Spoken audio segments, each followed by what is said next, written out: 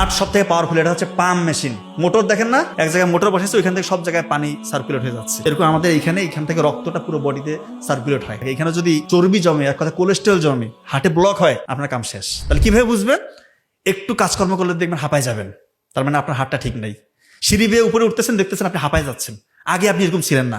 আপনি ক্লান্তিবোধ, একটু কাজ করবেন আপনি অবসাদগ্রস্ত লাগে, আপনার একটু কাজ করলে শ্বাসকষ্ট হয়, তার মানে আপনার হার্টটা ঠিক মতো চলতেছে না, হার্টবিটটা ফাস্ট হয়ে যায়। একটু কাজকর্ম করলে, একটু ভারী কাজ করলে, একটা ভারী কিছু উঠাইছেন, আপনার হার্টবিট ফাস্ট, দপ করতেছে, তার মানে আপনার হার্টটা ঠিক নাই।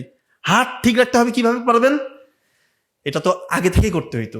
এক গামলা ভাত নিয়ে যদি বসে খান, আপনার হার্ট জীবনে ঠিক থাকবে না।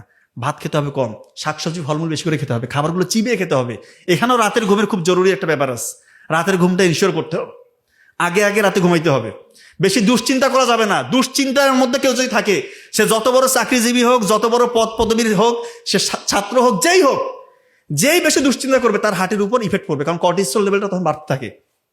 যখন আমরা খুব বেশি দুশ্চিন্তা করি, আমাদের কর্টিসল লেভেল বেড়ে যায়। কর্টিসল লেভেল বাড়লে এটা হার্টের জন্য খারাপ। একটু মডারেট এক্সারসাইজ করতে হবে। সকালবেলা ফজরে উঠে 20 মিনিট আধা ঘন্টা একটু এক্সারসাইজ করতে হবে, একটু গায়ে রোদ লাগাতে হবে, তাহলে আমাদের হার্টটা ভালো থাকবে।